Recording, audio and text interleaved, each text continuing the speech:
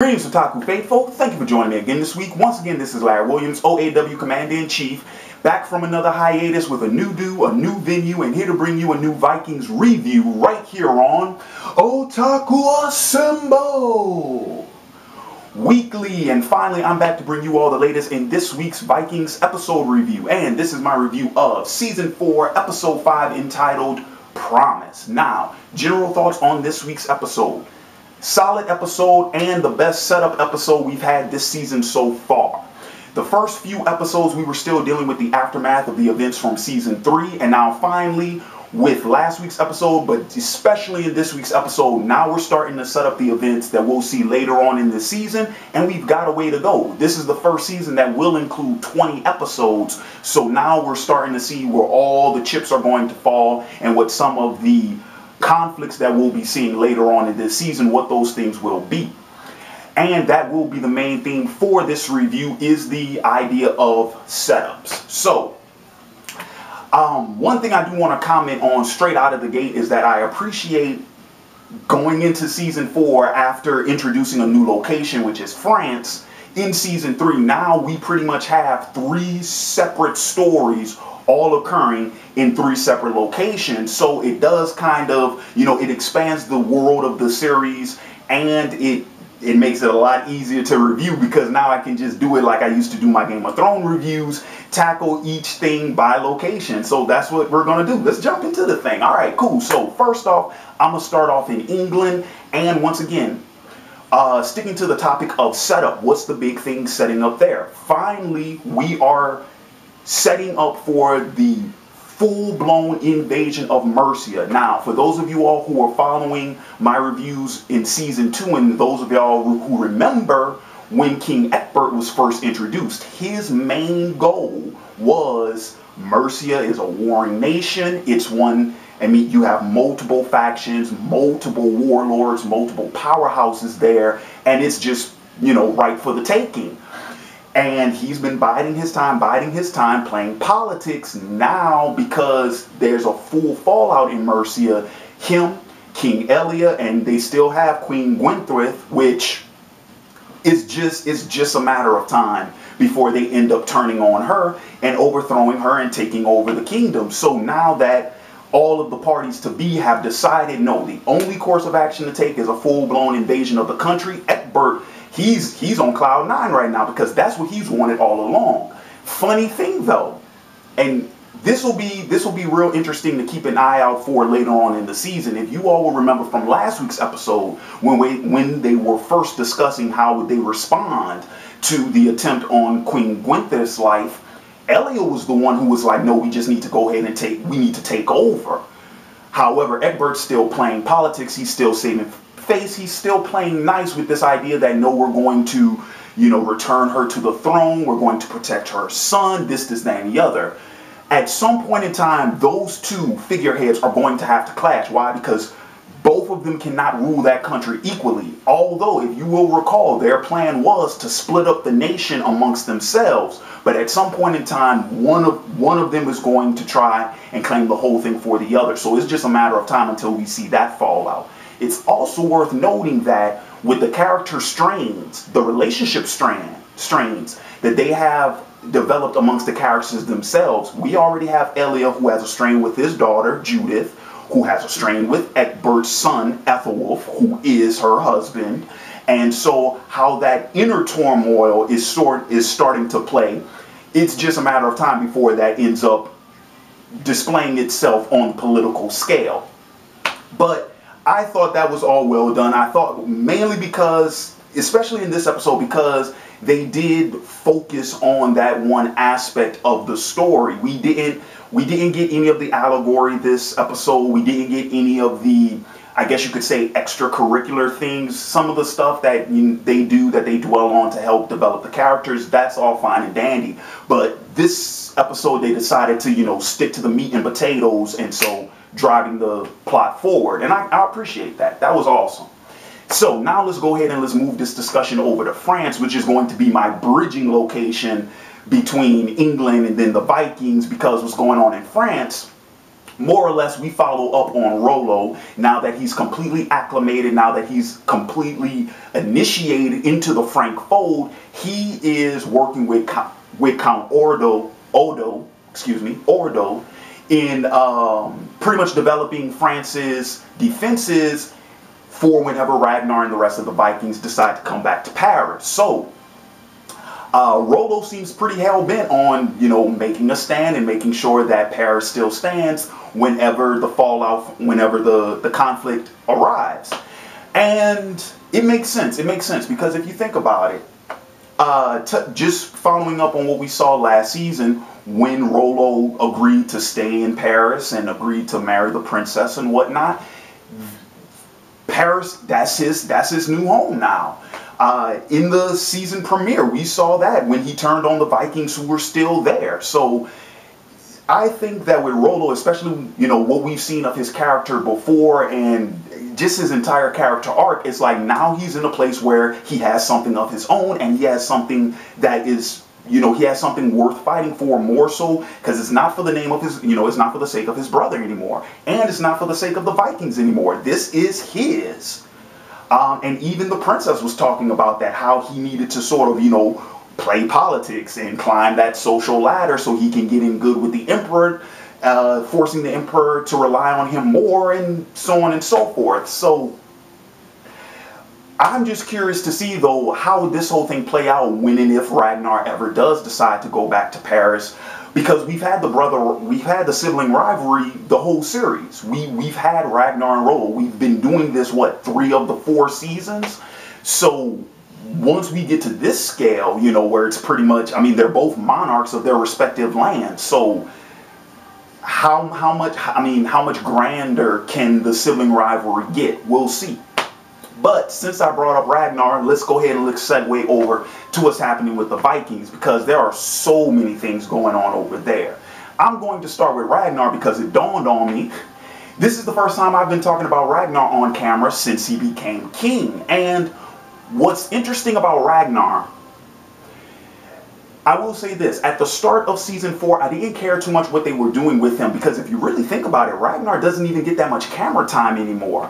Now, yes, that could have something to do with the fact that Travis Fimmel has been, working on the Warcraft, the World of Warcraft film. So perhaps he wasn't available, to shoot certain, throughout the season for certain episodes. So he has diminished camera time. But we are getting a different Ragnar this season than we've had in the previous 3. Why? Because he's older.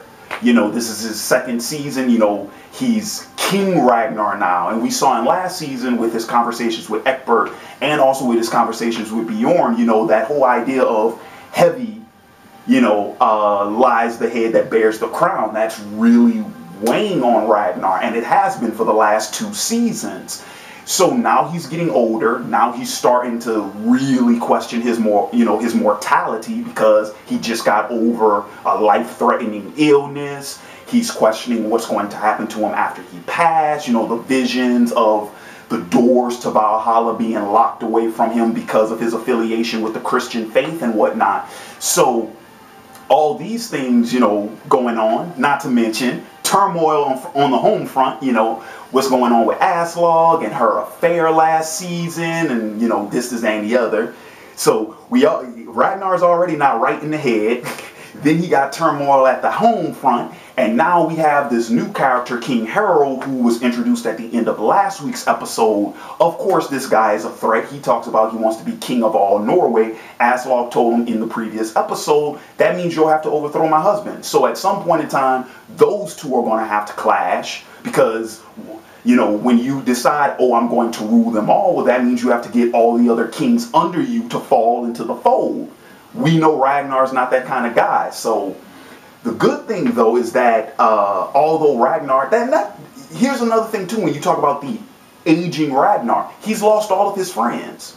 Thorstein, he died in the previous season. Rollo's in Paris now. Floki, he's a full-blown traitor. Ragnar can't trust him anymore. He's pretty much been all but excommunicated at this point. So the only person that Ragnar really has to rely on anymore is Bjorn. And once again, that idea of the strained relationship, there's a strain between them two right now. They're holding animosity towards each other for different reasons. So it all makes sense that the only confidant he would find is Yidu, the Chinese slave that they acquired from Paris.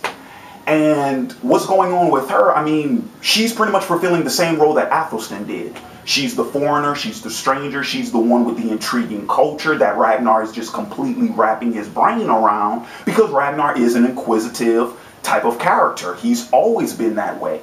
So where that relationship will take itself, we don't know. We don't know. But I will say that I thought it might have been too soon to introduce another Athelstan type character after we lost him last season. But we'll see what happens, especially once the shit hits the fan, once the conflict with King Harold comes into full-blown effect. We'll see what type of role she'll play with that thing. Remember, Athelstan saved Ragnar's life in season 1. So we know how involved an outsider, a foreigner, can be within the conflict of the story, especially when there are major power plays at work. So since I brought up Floki, though, all we really got out of him this episode was him meeting King Harold, and you know, of course, they know what Floki's done. They know his reputation now. So of course, it's setting up that potentially Floki will get in leagues with King Harold, and of course that'll cause some trouble for Ragnar and the rest of the people at Kattegat. But it's just a matter of time to see when that'll happen. So let's see. Oh, well, let me address Bjorn real quick, because once again, strained relationships. Bjorn and Tovi, where will that lead? Because apparently we found out in this week's episode that the reason why Elendor let Torvi go was because she's supposed to be a mole inside of Kattegat. She's supposed to be the mole inside of Ragnar's house, who's supposed to be feeding information over to him and Kalf. So, but in terms of her and Bjorn, there's that whole thing is still starting out. I don't really think they've set up enough, they've developed enough between those two characters for us to get a real feel of where that relationship would go or what type of impact it would have on the overall story. I think it's too soon. I think it's too soon to try to make a estimate of that. So, since I just brought up Elendor and Kalf, let's talk about what happened over there. Now, Elendor and Kalf, these guys have pretty much been collaborating against Ragnar and his group for what, the last 2 seasons now. In the last 2 episodes, they just went ahead and sent an assassin out on, after Bjorn, and we saw how that panned out. And this week's episode is when Bjorn figured out, when he finally pieced things together about who sent the Berserker after him, because of the ring that Elendor gave the Berserker, and it was Tovi who told Bjorn who it belonged to. So now he knows, okay, it was Elendor. And this is the most interesting part. So we start the episode off with Lagertha, with Kalf, with Elendor, and of course Kalf and Elendor, they're certain that, okay, no one will ever find out that, we were the ones who sent the Berserker, after Bjorn, that's going to get swept under the rug. We don't have anything to worry about. Then we find out Lagertha's with child, and her and Kalf are supposed to get married. So it seems like everything's working out in their favor till we get to the end of the episode, and guess what? Kalf's gone. He's gone. He's checked. He has left the building. So that raises a whole bunch of questions. How did Lagertha know? I went back and I rewatched the episode today. It seems like Elendor might have been the one to tip her off, because Kalf said no one can ever tell Lagertha, and Elendor was the one that said, well, who would tell her? How about you, mofo? So I'm thinking it's like, hey, he might have set Kalf up. But here's the thing, though. Now Bjorn knows he was the one, because of the ring. So it's just a matter of time before Bjorn confronts him about it, before Lagertha finds out about it. I mean, at this point in time, that whole, they had a chance. when they were together. When Kalf and Elendor were working together, they had a chance to actually pull something off. Now one of them is dead, and the other one, let's face it, you're outnumbered, dude. So it's just, we'll see how that whole thing plays out. But I'm almost certain that at this point, Lagertha at least suspects him. She should have been suspecting him all along. Why? He's King Horik's son, and we know what happened with Horik after season 2. So.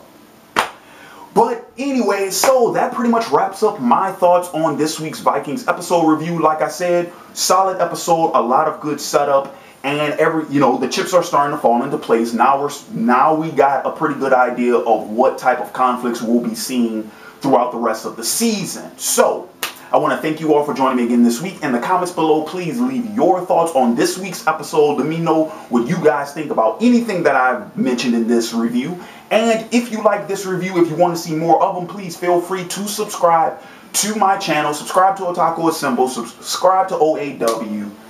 And let's see what's coming down the wire. I'm back in the full-blown swing of uploading. Later tonight, you guys will be getting my Daredevil Season 2 Episode 1 review. I'm actually recording that right after this one. That'll be up later tonight, and throughout the weekend, you will be seeing other episode reviews of Daredevil Season 2. I will be reviewing each episode individually. And that's all for me right here. Thank you for joining me again this week. This has been Larry Williams, OAW Commander-in-Chief, signing off. And until next time, peace.